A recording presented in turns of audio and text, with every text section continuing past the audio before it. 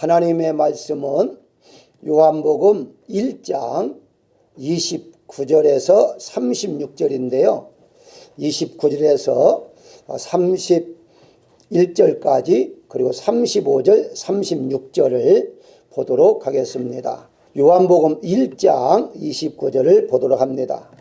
이튿날 요한이 예수께서 자기에게 나오심을 보고 이르되 보라, 세상 죄를 지고 가는 하나님의 어린 양이로다. 내가 전에 말하기를 내 뒤에 오는 사람이 있는데 나보다 앞선 것은 그가 나보다 먼저 계심이라 한 것이 이 사람을 가리킴이라. 나도 그를 알지 못하였으나 내가 와서 물로 세례를 베푸는 것은 그를 이스라엘에 나타내려 함이라 하니라. 35절입니다.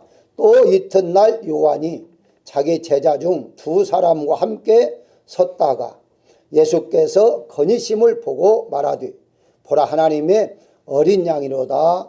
아멘. 여기까지만 말씀을 보도록 하겠습니다. 자, 왜 예수님은 죽으셔야 했느냐 하는 것인데요. 물론 우리가 잘 알고 있습니다.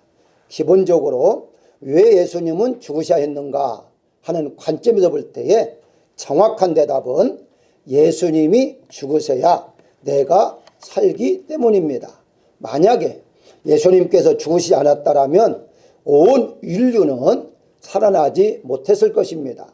그 살아나지 못한다는 말은 영원한 지옥에 간다는 것을 의미하는 것이죠. 그래서 예수님이 죽으신 이유가 바로 나를 살려주시기 위해서다. 이것이 오늘 포인트가 되겠습니다. 그러면 한 가지 조금 한번 보도록 할까요? 자, 예수님이 죽으신 이유를 우리가 잘 알지만 첫 번째가 우리는 죄인이기 때문이다.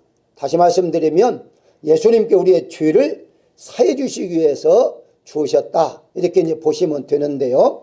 창세기 2장 17절에 보게 되면 선악을 알게 하는 나무의 열매는 먹지 말라. 내가 먹는 날에는 반드시 죽으리라. 그렇게 말씀했습니다. 여기에서부터 죽음이 시작이 되었던 것이죠. 그래서 로마서 3장 10절에 기록된 바 의인은 없나니 하나도 없다. 한마디로 모두가 다 죄인이 되었다 이 말이거든요. 그 말은 다른 말 말하면 모두가 다 예수님이 필요하다, 예수님이 죽으셔야 한다 하는 말과 같다는 것이죠. 그리고 로마서 6장 23절에 보면 죄의 싹은 사망이다. 결국 모두가 다 죽게 된다 하는 것이거든요. 고린도전서 15장 56절에 사망이 쏘는 것은 죄요, 죄의 권능은 율법이라 라고 했는데요.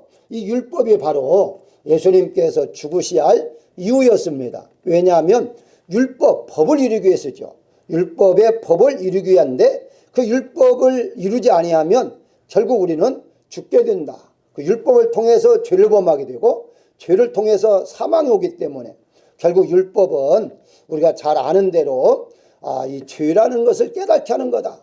율법을 지킴으로 우리 죄를 없이 하는 것이 아니라 너는 죄인이야 하는 것을 깨닫게 하는 것이 율법이다. 그 율법의 완성시켜야 하기 때문에 예수님이 죽으셨다 이렇게 보면 되죠. 결국 가서는 죄의 결과는 영원한 사망이다 하는 것이고요. 하나님은 모든 생명의 근원이시며 우리의 죄는 우리를 하나님부터 분리시키는 것이 기독교적인 죽음이다. 그러니까 많은 분들이 이렇게 생각을 해요. 왜 이 아담이 선악과를 먹으면 정령 죽으려고 했는데 안 죽었느냐? 안 죽은 게 아니죠. 죽었죠. 근데 당장 죽은 것은 아니죠. 그러니까 그 결국은 무엇을 의미하느냐? 하나님과의 분리죠. 그게 바로 에덴 동산에서 쫓겨나는 거죠. 하나님께서 이제 다시는 너와 함께 하지 않겠다라고 쫓겨나는 것. 이 분리, 이게 바로 죽음이다. 그래서 예를 하나 들었어요. 전원이 꺼져 있는 전자제품은 현재 존재를 하고 있으나 기능적으로는 죽어 있는 것이다. 그러니까 예를 들어서 이게 노트북이 있다고 한다면 이 노트북의 배터리가 없다면, 떨어졌다면 혹은 전기가 나갔다면 노트북은 노트북이에요. 사용할 수 없는 거죠. 사용할 수 없다는 말은 기능적으로 이미 죽은 것이다.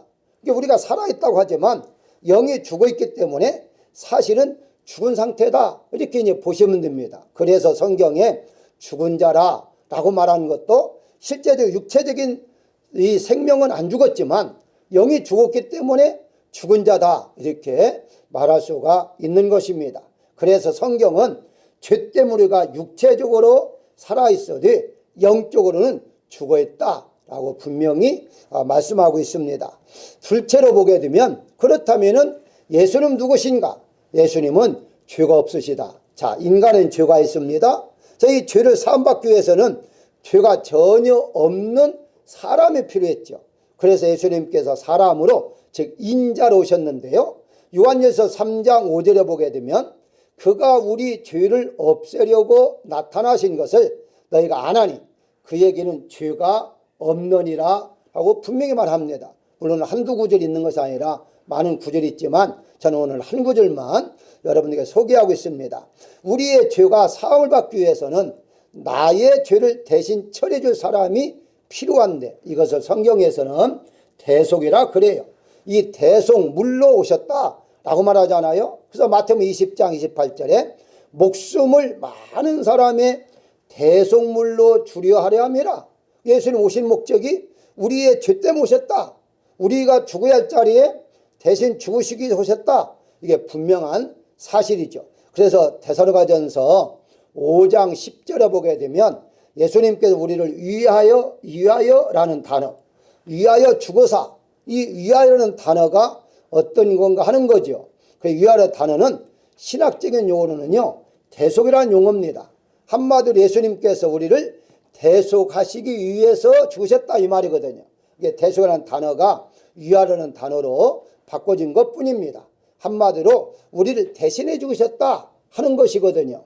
따라서 예수님께서는 죄가 전혀 없으시기 때문에 죽으셔야만 됐다라고 말씀을 드릴 수가 있습니다. 자, 그렇다면 죽으신 이유에 있어서 구약의 어린 양의 제사법을 한번 보도록 하겠습니다. 자, 아까 1장에서 29절에 나와 있죠. 보라, 어린 양이로다라는 거죠. 예수님이 어린 양이다 라고 하는 거죠. 왜 어린 양으로 말씀하셨느냐 하는 것은 구약에서의 제사법은 우리가 이미 잘 아는 대로 출애굽기 12장 5절에 너희는 어린 양은 흠 없고 라고 말합니다. 흠 없는, 이 말은 무슨 말이죠?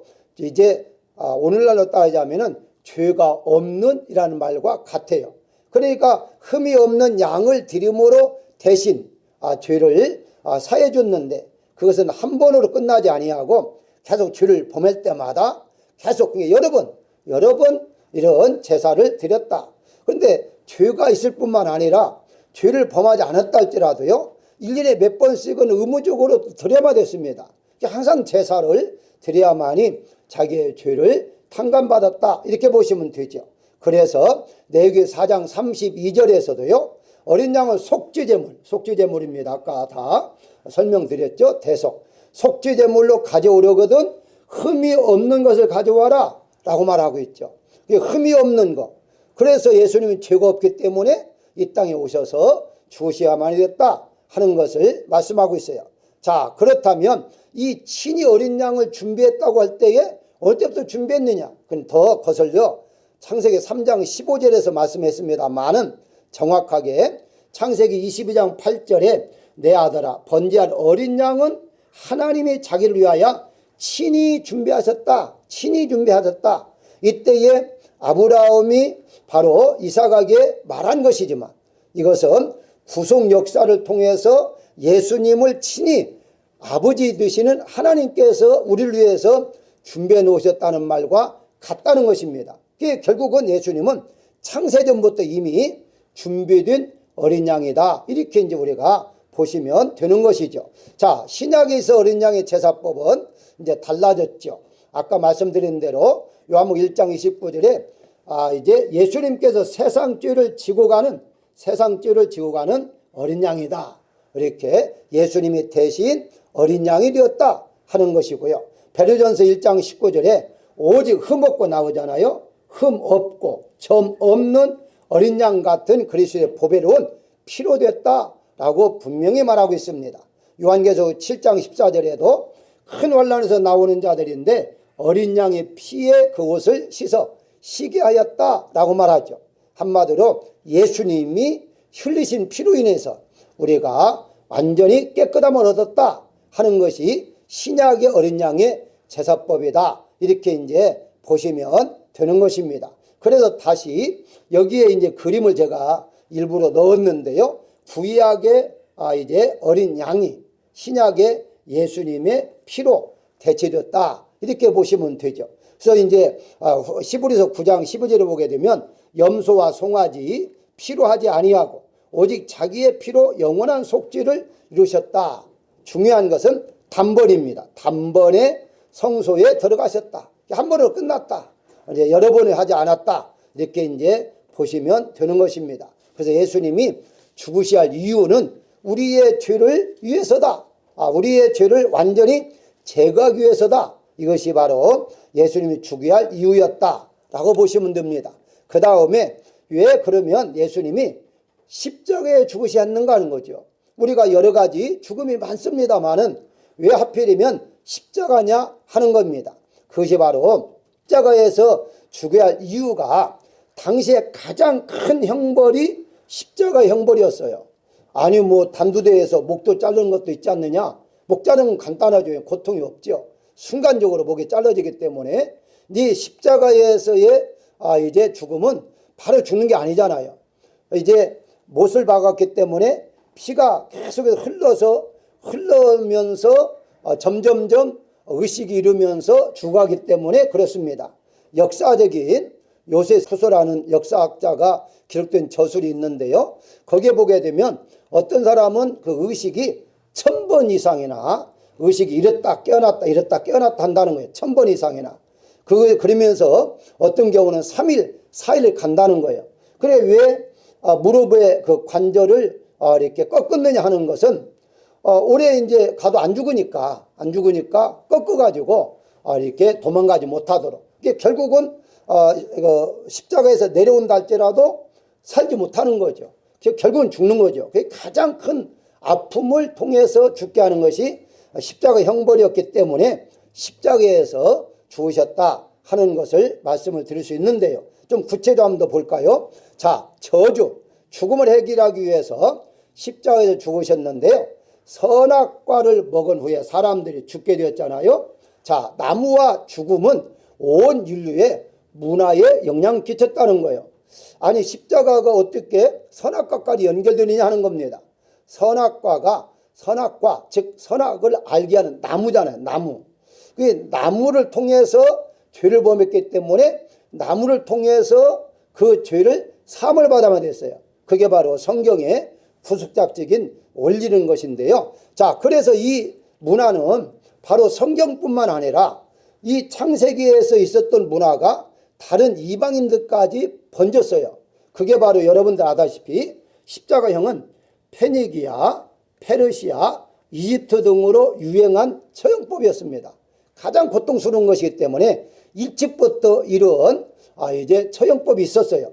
이것이 그리스, 헬라죠. 로마 제국으로 전파된 것입니다. 그게 지금 예수님 당시에는 로마 제국이었죠. 그래서 로마 제국에서도 가장 이제 잔악한 형벌이 십자가 형벌이었는데, 자, 그렇다면 성경에도 근거가 있다는 것을 아시면 됩니다.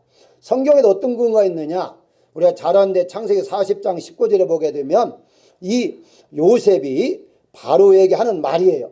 거기에 보게 되면 지금부터 사흘 안에 바로가 당신의 머리를 끊고 당신을 나무에 달리리니 새들이 당신의 고기를 뜯어 먹으리라 하는 거잖아요. 그 무슨 말입니까? 감옥에 있었던 이제 떡 맡은 관원에게 지금 바로 왕이 당신 머리를 자를 것이다. 아마 당신은 사형을 받을 것이다 하는 말인데 어디 나무에 달려서 나무에 달아놨다가 죽인다 이제 그 말입니다. 이게 거기 와서는 이때 당시 어디입니까? 애굽이잖아요. 이미 이집트에도 이런 사형 제도가 있었어요.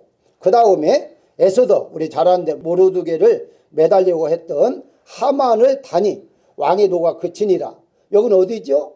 여기에 이제 에스더가 있었던 나라가 페르시아죠. 페르시아. 지금으로 따지면 이라크입니다. 그 이라크, 이것도 역시 이방 나라인데 그 나라에도 이미 이제 사람을 장대, 나무에 달아서 죽이는 형벌이 있었던 것이죠.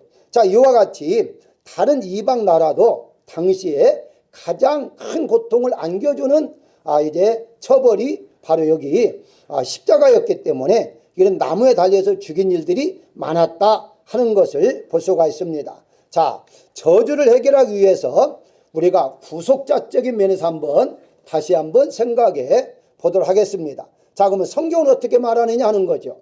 지금 방금 소개해드린 것은 이제 이방 나라, 다른 나라의 문화에서도 가장 극형의 처형법이었다면 성경에서는 어떻게 말하고 있는가? 신명기 21장 23절에 보게 되면요, 그 시체를 나무 위에 밤새도록 두지 말고 그날에 장사하여 내 하나님 여호와께서 내게 기업으로 주시는 땅을 더럽히지 말라. 나무에 달린 자는 하나님께 저주를 받았음이라 라고 말을 해요.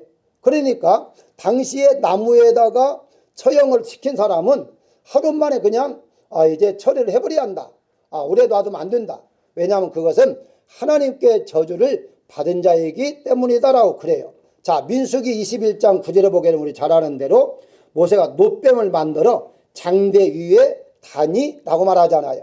그래서 이것을 뱀에 물린 자들이 그걸 쳐다보니까 다 살더라. 이것은 바로 예수님의 십자가의 예표죠. 예수님의 십자가 예표를 통해서 우리가 예수님의 십자가를 바라볼 때에 우리 모두가 다 산다라는 예표로 이때의 광야에서 보여줬다라고 보시면 됩니다. 참으로 이것은 우리 믿음이 없는 사람들 이해가 안 가요. 왜 이해 안 가냐면 지금 우리가 현대의 의학적으로나 당시의 의학적으로 생각할 때에 뱀이 물린 사람은 그 해독제를 먹거나 뭐 그런 약을 뭐 바르거나 수술을 하거나 이런 방법밖에 없었어요. 더군다나 광야에 있는 독사는 독이 강한 거였거든요. 그런데 해독제를 먹는 게 아니고 장대 위에 매달린 구리뱀을 바라보면, 이 놋이 구리거든요. 구리뱀을 바라보면 낫는다. 누가 바라보겠어요? 믿음이 없는 사람은 바라볼 수가 없습니다. 그래서 바라본 사람은 살았고 바라보지 않은 사람은 죽은 거죠. 자, 오늘도 마찬가지예요. 우리가 예수님이 대단한 어떤 왕으로 오셔가지고 그래서 대단한 능력을 행하고 그런 사람을 믿어라 하면은 쉽게 믿을 수도 있겠죠. 그래도 안 믿겠지만, 그런데 죄인으로서 십자가에 못 박힌 그 십자가를 바라봄으로 예수님을 바라보면 영원히 산다. 이게 믿어지지 않지요. 그래서 많은 사람들이 이 예수님을 믿지 않는 그런 경우가 있는 것도 왜 죄인을 믿어야 하느냐는 거죠. 그러니까 믿음이 없으면 예수님이 왜 십자가에서 죽으시는가를 모르기 때문에 믿을 수가 없다. 이렇게 이제 보시면 되는 겁니다. 그래서 갈라디아 3장 13절에도 그리스도께서 우리를 위하여 저주를 받아서 저주를 해결해야 하잖아요. 저주를 받아서 율법의 저주, 아까 율법 다 설명했습니다. 율법의 저주에서 우리를 속량하셨다라고 말하고 있습니다. 나무에 달린 자마다 저주하리있다. 그렇기 때문에 나무에 달려서 죽으셨다. 이렇게 이제 보시면 되는 겁니다. 베드로도 베드로전서 2장 24절에 친히 나무에 달려라고 말하죠. 예수님께 나무에 달린 이유가 무엇이냐? 우리 죄 분명히 나오잖아요. 우리 죄를 담당하셨으니 라고 지금 말하고 있는 것입니다. 결국 가서는 우리 죄 때문에 예수님께서 돌아가셨다. 이렇게 이제 보시면 되는 거고요. 자, 그 다음에 이제 십자가에 죽으신 이유 중에 아까 약간 설명을 드렸습니다만은 그림으로 조금 더 설명을 드리겠습니다. 첫사람 아담은 어떤 사람이에요? 흙에서 난 사람이죠. 흙으로 만든 사람입니다. 그것을 육의 사람이라고 그래요. 자, 선악과 나무. 그래서 성경에 보게 되면 고린도서 15장 45절에 첫사람 아담은 생명이 뭐죠? 살아있는 영. 그러니까 이 아담은 다른 사람을 살려주지는 못해요. 하나님께서 지어줬기 때문에 그냥 살아있는 사람이지 다른 사람을 살려주지는 못해요. 예수님은 다르죠. 예수님은 둘째 아담이에요. 마지막 아담. 둘째 아담은 살려주는 영이다. 예수님께서는 하늘의 사람이었고 영의 사람이었다. 그래서 십자가 나무를 통해서 살려주셨다. 결국 하나님께서는요, 가장 먼저 생명나무를 주셨죠. 사실은 이제 선악과 나무와 생명나무를 같이 주었지만은 어쨌든 생명나무의 열매를 먹어라 라고 지금 말씀하고 있죠. 그런데 아담과 하와가 생명나무를 먼저 먹었으면 참 좋았는데 먹지 않고서 선악과 나무를 먹었다는 겁니다. 어떤 분은 그렇게 말하더라고요. 생명나무를 안 먹었느냐 할 때에 생명나무를 보니까 맛이 없게 보였다. 그래서 안 먹었다. 뭐 이렇게 말하서 그건 전혀 근거가 없습니다. 성경에 절대 나오질 않아요. 그걸 믿으면 안 되고요. 어쨌든 생명나무에 달린 과일을 먹었더라면 전혀 문제가 없을 텐데 먹지 않고 먼저 선악과 나무를 먹었기 때문에 다시 하나님께서는 우리 인간에게 자비를 베풀기 위해서 생명나무를 대신한 나무 십자가, 생명나무를 대신한 나무 십자가. 그래서 예수님께서는 내가 떡이라고 말하잖아요. 내가 생명을 주는 나무라 말을 해요. 그렇기 때문에 십자가라는 나무를 통해서 예수님께서 우리의 죄를 사해 주신 것이다. 그래서 십자가에서 죽을 수밖에 없다. 다른 말로 말하면 나무에서 죽을 수밖에 없었다라고 이제 보시면 되는 것이죠. 자, 그러면 십자가 역사의 근거를 조금 살펴보고 마칠까 합니다. 자, 십자가는 우리가 이미 잘 아시지만 오늘 조금 더 여러 가지 측면을 보겠습니다. 우리 역사적으로 보게 되면 흔히 말하고 있는 것이 발에 못을 박은 위치가 어느 거냐 했을 때에 여러 가지 학설이 있어요. 오늘 여기 도표에 보게 되면 이 양발을 폭에서 1번이죠. 폭에서 못을 박았다 하는 학설이 있습니다. 그 다음에 두 번째 학설은 이 각각 두 번째 그림입니다. 양발을 각각 못을 박았다 하는 그런 학설이 있어요. 자, 그런데 요즘 다시 다른 학설이 나왔습니다. 그 학설이 무엇이냐면 위에 사진, 지금 현재 보고 있는 사진은요, 실제적으로 발굴해서 나온 사진이에요. 그 발굴이 1968년도에 발굴되었는데요. 십자가형을 통해서 처해진 유골을 이제 발굴해서 그대로 찍은 사진이에요. 여기 보게 되면 전혀 다르잖아요. 아까와는 전혀 다릅니다. 옆에서 지금 여기 옆에잖아요. 옆에 이게 지금 못입니다. 양쪽에 나온 게 지금 못이에요. 못이 삭았잖아요. 이 못이 엄청나게 큰 못인데 옆에서 이 못을 박았어요. 왜 그러냐 하는 그 학설은요, 두 가지가 있습니다. 하나는 이 몸에 무게가 있으니까 이 앞에다가 박으면 견디지 못한다, 찢어진다 하는 것 때문에 옆에다 박았다는 학설 하나 있고요. 또 하나의 학설은 이 옆에가 지금 여러분 알다시피 뒤꿈치 옆에거든요. 이게 굉장히 아프답니다. 앞에보다는 옆에가 엄청나게 아프대요. 그래서 더 고통을 주기 위해서 옆에다가 못을 박았다 하는 학설입니다. 자, 이런 것을 이렇게 하려면 어떻게 해야 하느냐, 이렇게 옆에도 어떻게 박을 수 있느냐, 이해가 안 가잖아요. 바로 십자가는 나무는 이렇게 반듯한데 어떻게 옆에다 비틀어서 박았느냐. 그래서 나온 그림이 여기입니다. 이 그림을 자세히 보게 되면, 자, 옆에 이 나무가 있는데 나무 옆에다가 발을 갖다 대놨잖아요. 그러니까 우리가 알고 있었던, 이제까지 알고 있었던 앞에가 아니라 옆에다 이렇게 대놓고 못을 박은 거죠. 이 사람도 마찬가지고 이렇게 못을 박았다. 이게 지금 오늘날에 다시 이런 형태도 있었다는 것으로, 이제 다른 것도 이제 물론 유골에 나온다면 그것도 이제 분명한 증거가 되겠죠. 아직까지는 현재 발굴된 상태 속에서 1세기 때 죽은 사람인데요. 1세기 때 죽은 사람이 발굴된 것을 봤을 때에 이런 형식으로 못을 박았다 하는 걸로 지금 말하고 있습니다. 어쨌든 뭐 예수님께서 어떤 형태로 못을 박으셨더니 그건 관계가 없습니다. 왜냐하면은 일단 십자가에서 돌아가시는 것이 중요한 것이기 때문에. 그런데 만약에 지금 설명한 대로 이렇게 옆에다 놓고 못을 박았다면 예수님의 고통은 더하셨다, 이렇게 이제 보시면 되겠죠.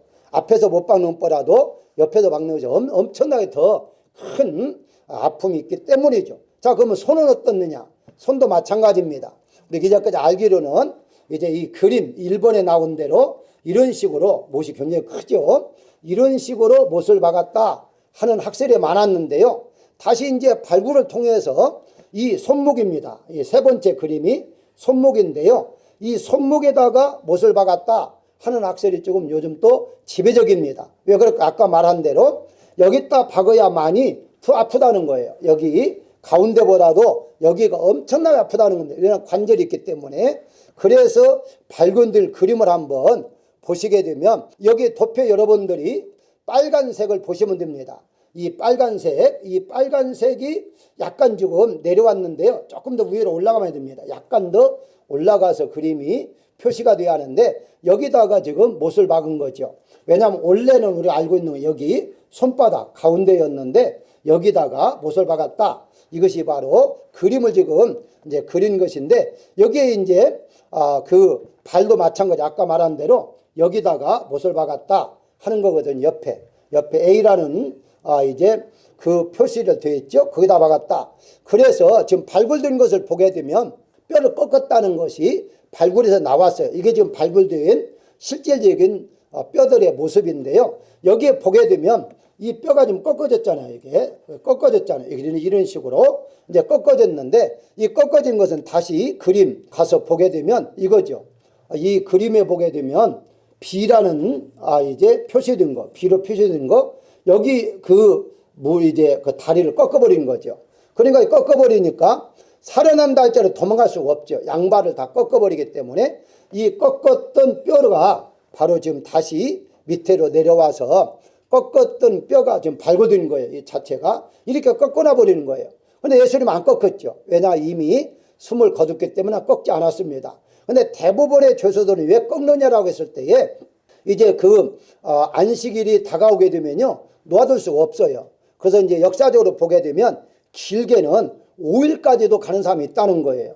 그러니까 5일까지 가는 사람은 이제 안식일이 다가오면 더 이상 매달 수가 없으니까 이제 꺾어버리는 거죠. 그러니까 만약에 처형이 오늘날 맞으면 금일날 됐다. 금일날 됐으면은 바로 하루 만에 꺾어버려야죠. 근데 예수님 당시에도 이제 꺾을 수밖에 없었는데, 예수님 이미 너무나 지쳐 있었기 때문에 지쳐 있는 가운데 속에 곧바로 숨을 거둘 수밖에 없었던 거죠. 그래서 꺾지 않았다, 이렇게 말씀을 드릴 수가 있습니다. 결론적으로 말씀을 드린다면 이렇습니다. 그러면 결론이 뭐냐라고 했을 때에, 그가 채 찔림은 우리의 허물 때문이요, 그가 상함은 우리의 죄악 때문이다.